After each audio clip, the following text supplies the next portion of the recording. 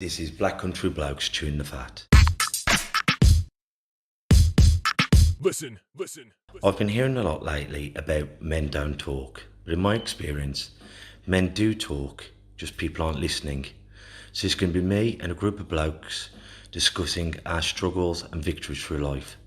Warning, there may be some bad language, so apologies to all the moms, especially my own. Let's get going. Listen.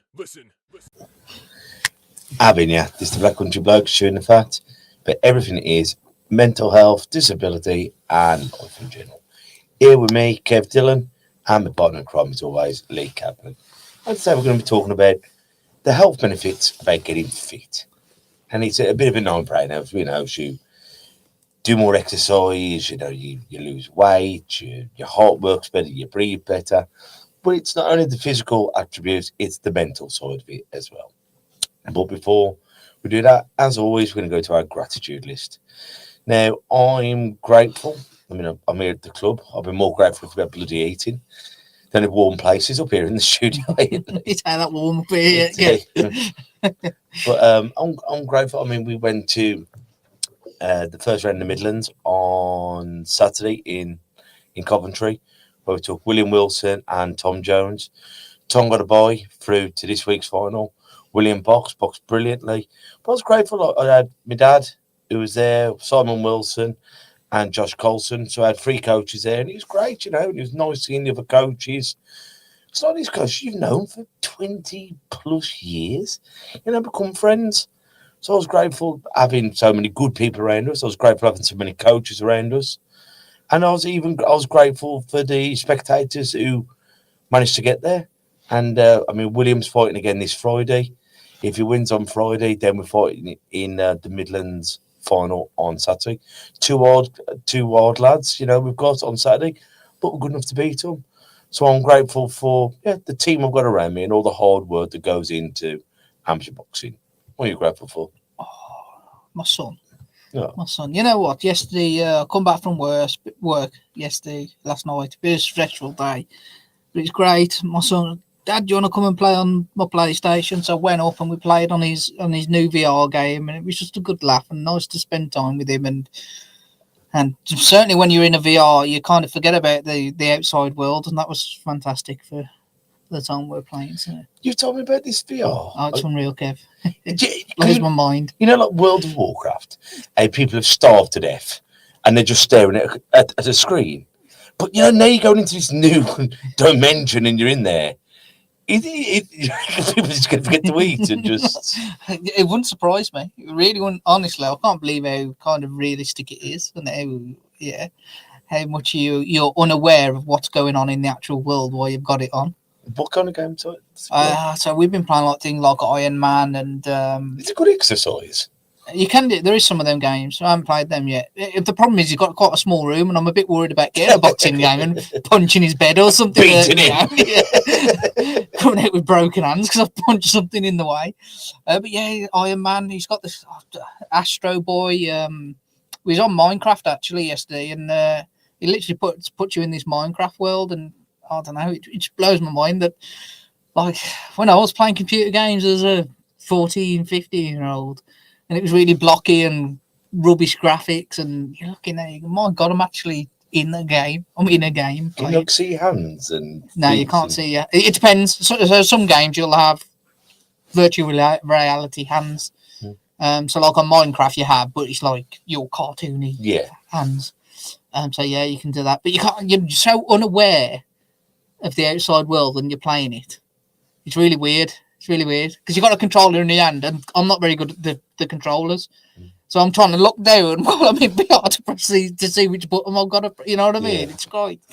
Oh, I recommend anyone just have a go. It is really good, really enjoyable. It's great spending time with him and having a kind of common interest.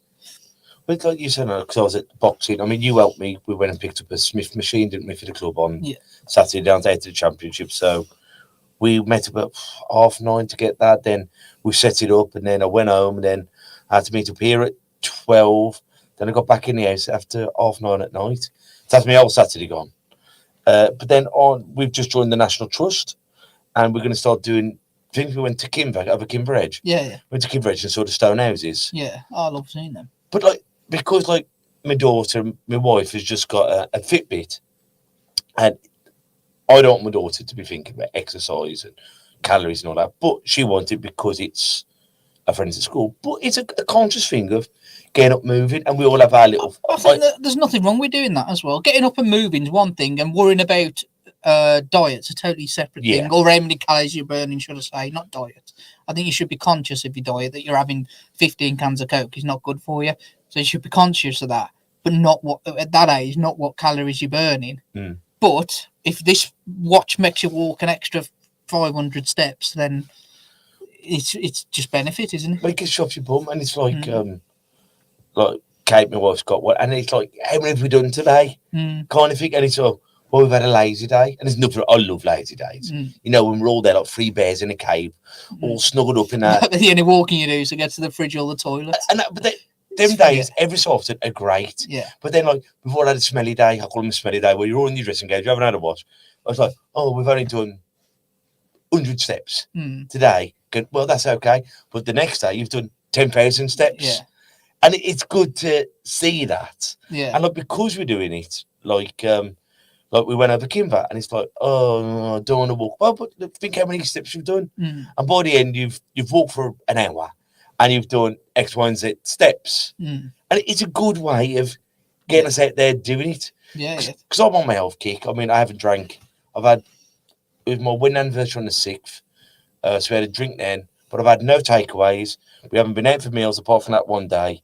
No takeaways, no booze, training every day. And I'm thinking, why I'm feeling good and healthy, keep it going. And you start like, I've done loads of weight today and doing it. I'm building back up to it. And then on the weekends, we're going out for walks. But that's exercise, but it's family time exercises with it. There's that conscious effort to being healthy and drinking water. And I'm allowing myself, I could have as many coffees as I want, but I'm really having 2 coffees a day. I'm having one as the first wake up and one when I get back from walking the back to school. Because otherwise, you know, especially up here, it's so cold. But you have 5 coffees, 2 sugars in each, that's 10 big spoonfuls of, you know, and it adds up. It adds up, doesn't it? I'm not a fizzy pop drinker. I only drink, like, I'll drink Coca-Cola if I'm having vodka in it or brandy in it. You know, when I drink Coca-Cola. You're going to do it properly. Well, yeah, well, I drink it, I think, oh, that don't taste right. I got no brandy in it. but it's them doing them little things. And it's about being healthy. And boy, like anyone who knows when you come off anything, drugs, booze, whatever, the first couple of weeks you're not sleeping properly. You can't nod off. And it takes you a while to get into your mojo of sleep. And I've said it a million times here, and I'll repeat myself. I'm lying in bed with a woman I love. I'm warm and comfortable. If I don't fall asleep, if I don't sleep, I'm comfortable. I'm relaxed. I'm chilled. We all do it like, you know, on a weekend, you have a better night's sleep than on Sunday night because you're going, got to be up in 6 hours. I've got to be up in 5 hours. I've got to be, and then that 1 hour, boom, deepest sleep we've ever had. Beep, beep, beep, beep, beep. Oh, bloody hell. But when I'm just saying, well, if that happens, I'm warm, I'm comfortable, I'm doing sod all. You know, chill. I've lived by that for a while because ultimately my sleep is affected to such a point that I used to sit there exactly the same. Kate, I've only got this long. I only got this long. The little one's having a seizure. I've run downstairs, sort that. Oh, now I've only got 2 hours left. And all I'll end up doing is winding myself up. So now I'll just stop and go, it is what it is. You're not going to sleep tonight. That's fact. It is what it is. Don't wind myself up about it. That's what it is. So just get on with it. Tomorrow you'll be a bit tired. Hopefully the next night, because you haven't had any sleep, you'll sleep better. And I think even like when you're tired, like the next day, and you're like, oh. But if you could keep trying to do something, because. But you know what I find there, Kev? I've been doing it more recently. That because I know I haven't had any sleep, I'm waking up thinking I'm tired, whether I am or not, or not you know, staying out and thinking, oh yeah, I'm tired today. And I go into that mood, I'm thinking, I'm trying to stop myself now going, well, actually, are you tired? Stop and think about it. You know what I mean? Or are you just, because you've had no sleep, telling yourself you're tired? Well, you saying that, I'm going back to our last week's conversation about like with exercise, like running, or on the bikes, and you were saying it's that uncomfort. Yeah. And that's what drives you on. And I was thinking about that because I did my first run last week, and I did some rounds on the bags, and I was running. I was thinking, bloody hell, I'm knackered. I went, what are you actually? You're breathing, all right. You're fatigued, but you've got some more miles in the bag, and then I was on the bag. So I was thinking, so I'm only doing 2 minutes. Start off with, I think I did. I don't know. I did. I think I did 3 rounds on the bags, high tempo. 3 rounds shadow box have to be run. I was like, oh, I'm blowing out my arse. And I went, should be blowing your arse. You're 15 stone. You're unfit, but you're not dead. You know, you've still got it. You're still keeping a good tempo. Yeah. For a middle-aged bloke who's 15 stone, you're not going, well, I'll do 10 rounds, but I'm going, yeah. I'm there keeping bum, moving around. I thought, yeah. And at the end of it, I should be tired because I'm not preserving energy. I'm training to get tired.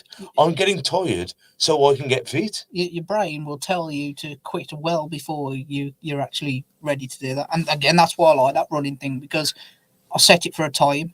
So my aim is to get to the end of that time. Yeah. Whether I'm doing hill running, hill sprints, or just running on a constant jog, but for a longer duration of time. My aim is to get to the end of that. So it doesn't matter how tired I'm getting. But don't get me wrong, I still have to convince myself. But that's all part of strengthening my brain, strengthening my mind to realise, actually, ignore the negative thoughts.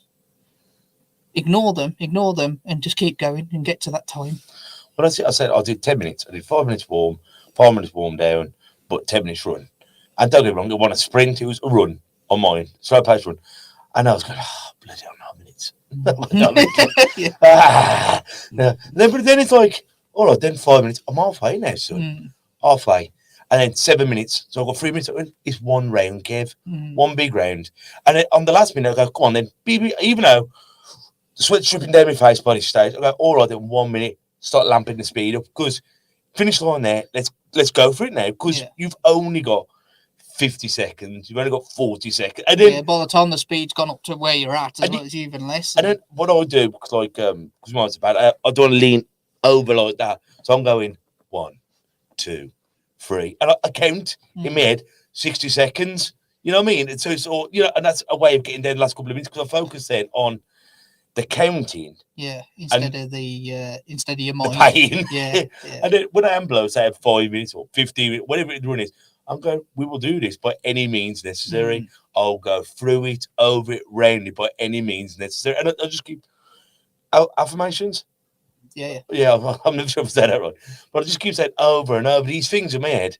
I put my music on my stereo, a bit of hip hop or whatever it is, and I focus on that. But then, oh, bloody hell, no more minutes. But then it's that bloody hell. Yeah. But then it's like, but it's only 9 minutes. But I've been in moods on before when I've been on a treadmill. My head has been the opposite, and it's just all been negative, and I've stopped. Yeah. And all it is that switching, giving. It might not even be how long you got left. Yeah. It's just anything that will keep you going and running.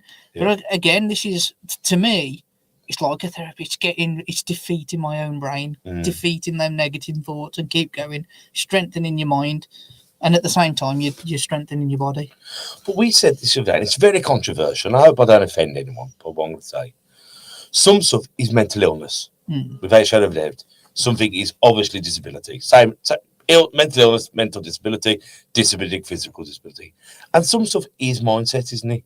Oh, yeah, dude. Like some stuff, like I suffer with depression, and I have bouts of it now, as you have, and we both suffer with anxiety and anxiety attacks.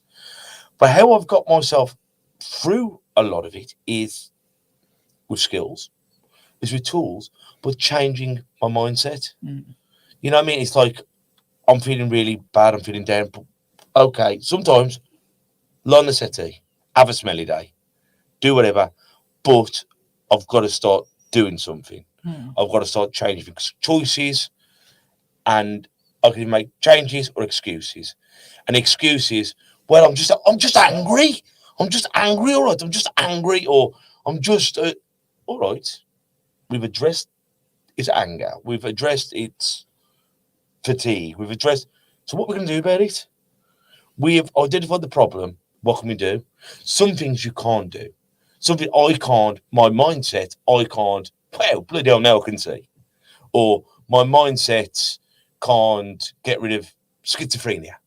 You know what I mean? I'm not saying mindset can cure everything, but it does have a big impact on how we deal with things, doesn't it? Oh, with it, dude.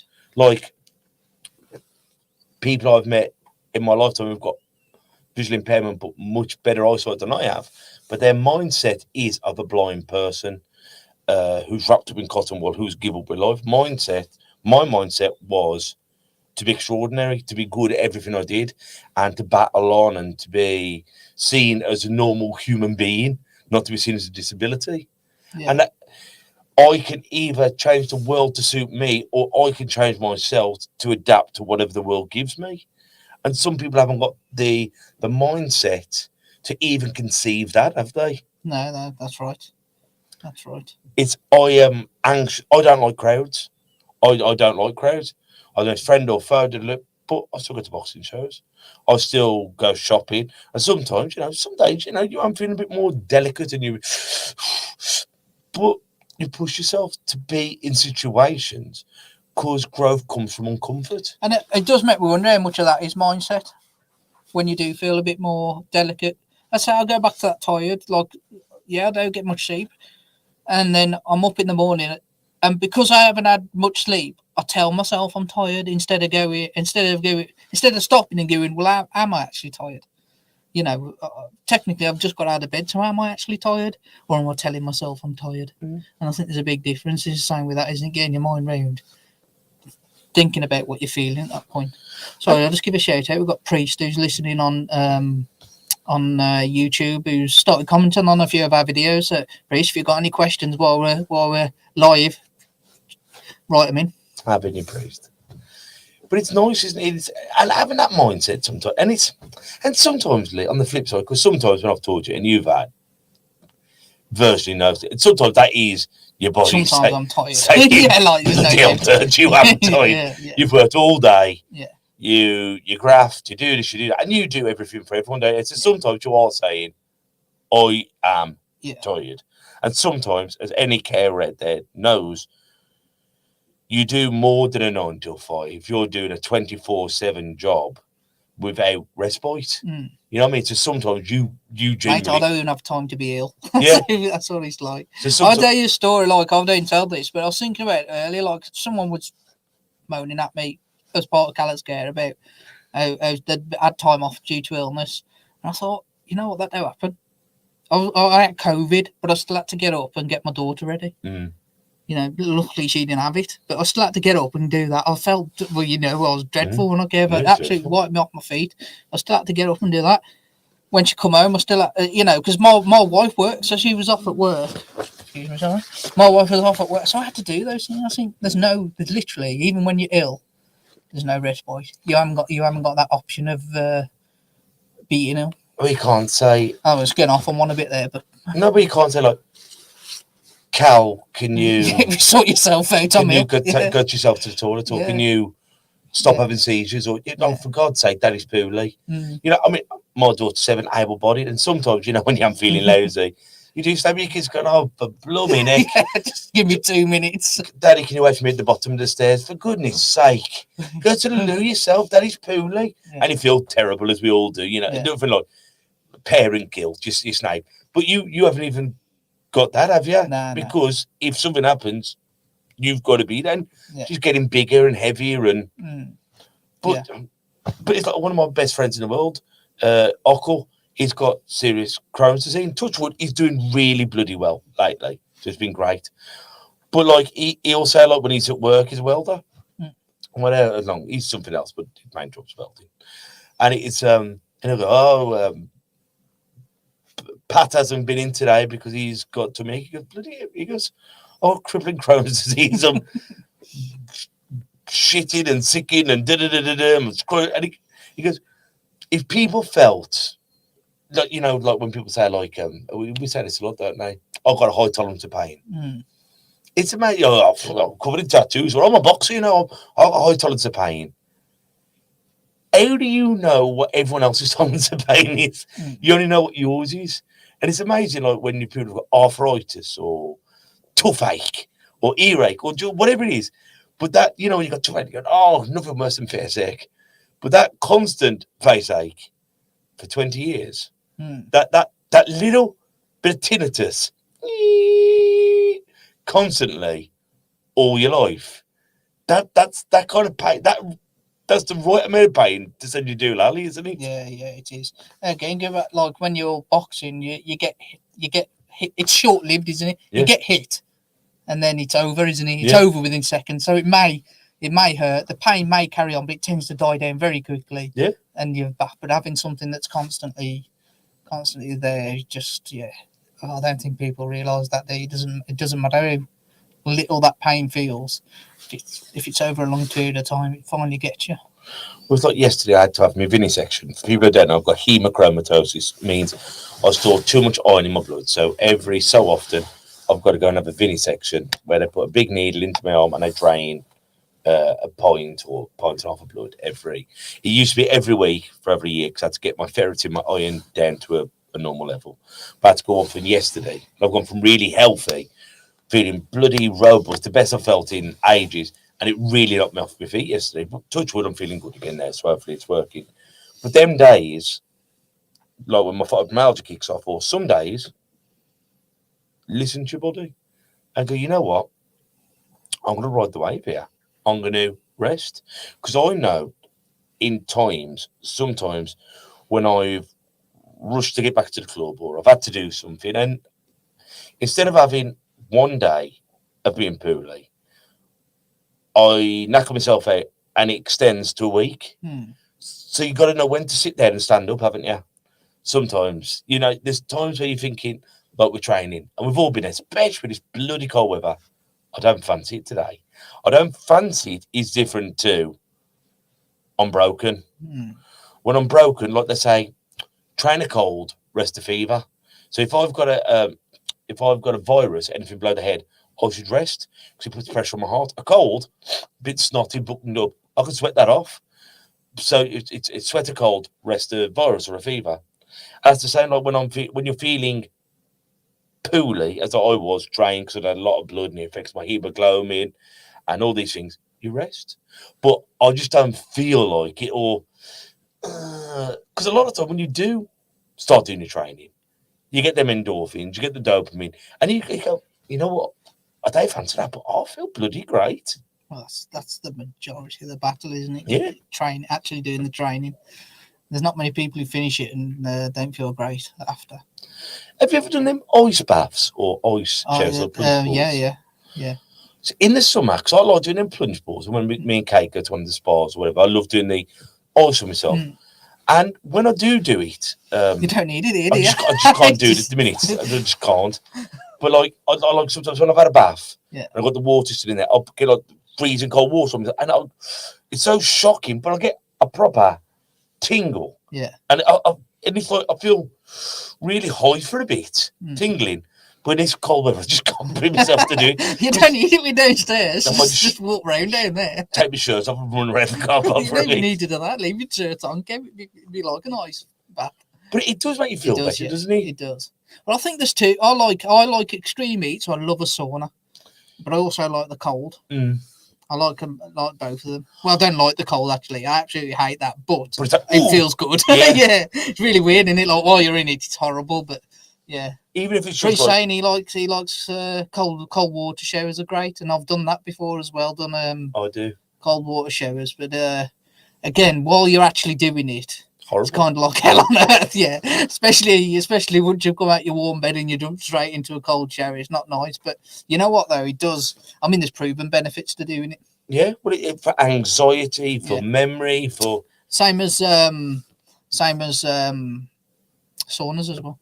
Well, plunge ball. You ever done one plunge ball? Yeah. You get in there and you lower yourself in. You go, ah! You're man. You jump in there, Kev. Well, no, like, if you jump in, I think it's just it's easier. But I get there, get my shoulders. Once my shoulders are in, I'm all right. Yeah. And then you dunk your head in. But that, to me, that's easier to do that than like when you go in a freezing cold shower and you're just there going, ah! It's that cold. It's almost like burning your ears. It's like, it feels so natural. Yeah. But you have that flush and you feel better. Yeah, you do. Yeah, you definitely do. Yeah. But like, it does take. I think that takes some kind of dedication to do that in this weather. Even the cold shower, like. Well, if I'm doing in the summer, you do like, because I'm hot, I'm sweating, whatever. Yeah. You have a freezing cold shower, you get out, and the house is warm. Yeah. But when you're going, turn it off, and the house is freezing, Yeah. and you're trying to dry yourself off. Yeah. But what do you prefer, a sauna or a steam room? I prefer a steam room. I prefer a sauna, without doubt. It doesn't get hot enough in a steam room for me. But I like the steam room because I feel like, I'm not smoking now, but I'm on and off, almost 30 years of smoking. So when I'm breathing in, I really feel like the steam cleans me out, and I breathe in from my nose, and I feel like it really was. Whereas the sauna, it feels a bit claustrophobic to me, even if I can't stay in too long, like a couple of minutes max. There used to be a gym I used to go to. They used to have an exercise bike in the sauna, and I Really? Yeah, I absolutely loved I doing that. It is pretty much like, oh god, yeah, I love the heat. It reminds me when I go in the sauna at a certain point, not all the way through, but we know when you're abroad. It's been a long time since I'm abroad, and you've got that sun on your back, and that heat just relaxes you. Oh, God, yeah, this is it. And then I realise it's really, really hot, and I've had enough. But does it make you feel a bit claustrophobic? I thought, not really. It's a bit panic attacky for me if it's too hot. I mean, you can do if you're staying there. If you do the old Tyson Fury Klitschko competition and stay in there to try and beat the next person, which I've done before. I can't have beat Kate. I'm just going, I'm mad here, but it's time to be brave. And it's time to I'm thinking he said at that time. Because quite frankly, if I pass out, I'm a lump. Kate went off to drag me out, and I'll just die. She'd probably just leave you. Yeah, she would leave me. Yeah, just put padlock on that. My bar across. No, I do. I love it. I love doing the sauna. But it's funny, like them little bits of TLC, like your saunas, your swimming, your whatever, you walk. Like, as I say, my family days out too. Even like we just go to like Crystal, because we were going to one baths, but they're doing it up. I haven't been to the new Duncan Edwards yet. But like my daughter's swimming every Saturday in a lesson. But then we like to go swimming or do something as a family around the boxing. And it's great, swimming, it's a bit of exercise. Mainly, we're bobbing about. And then we'll have a little family race from one side to the other and stuff like that. But it's being active, isn't it? Yeah. I think the key to it, if you want to lose fat, it's mainly diet. But doing exercise is good for your heart. It's good for your lungs. It's good for your well-being, isn't it? Yeah. You know what I mean?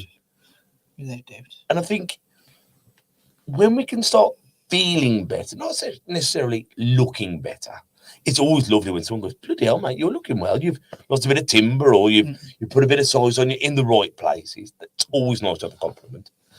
But when you just start feeling better, like we went to Kimberedge over Christmas, and we were all still got the end of the virus. And as I said, what we shouldn't have done, rest the virus. But we need the fresh air. So we got out. And it was one of the times I said it really worried me being poorly because I couldn't breathe. And even though I'm like 15 stone, I'm a fit old goat. I'll go for hours. I'm always up here. And it worried me. I was thinking, is it catching up with me? Because, you catastrophize and you're thinking.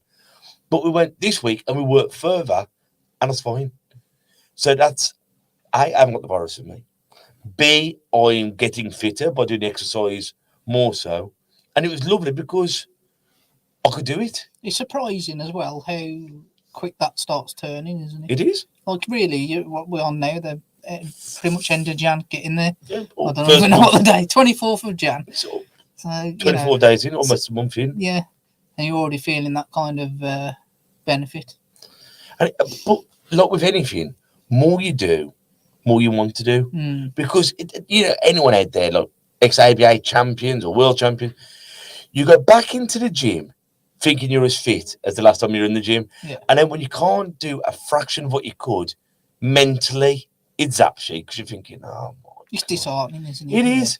But you have to go like me doing weights. When I was young, I used to like bench 100k. But I'm literally doing like 30k, 40k. And I'm just high repetitions. I mean, I think on 30k plus the bar today, I've done over 150 reps. Then I've done on the same kind of thing on the Smith machine. I've done. That's why Kebe lifting his arms more than this. but then I've done like 70 to 100 on squats. Can you touch your head? Yeah, Just about.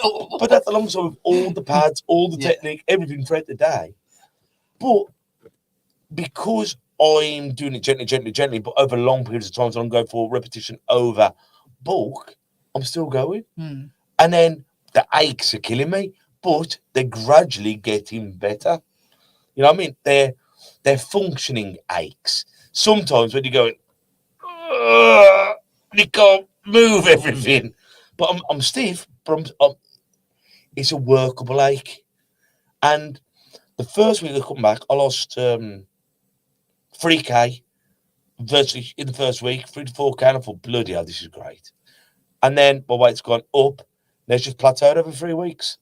But I know it will spike again and drop down again. But when you're doing it, if you cut out all the booze, cut out all the takeaways, cut out this, cut out, and your weight does it once again, mental toughness, thinking, stick with it because the results will soon come.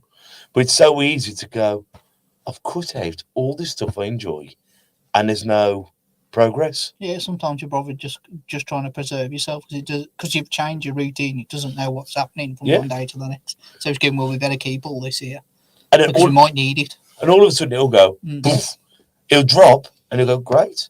I've lost some off my waistline. Great. I've put some on my arms, and then it'll go up. But it's that fluctuation. But it's staying patient to not a diet, a healthier lifestyle. And for some people, it's better off if they don't touch the scales, isn't it? Yeah. Or at least do it once a month instead of every day. Once a day, every day, once a week. Just because you give your body time to see that. What I'm going to do is like what I used to do back in the day, is measurements. Around my tummy, around my bum, around my legs, around my arms, around my chest. And then it's great. I've lost it off my tummy, but I've put it on my legs, I've put it on my arms, I've put it, where blokes want to put it on.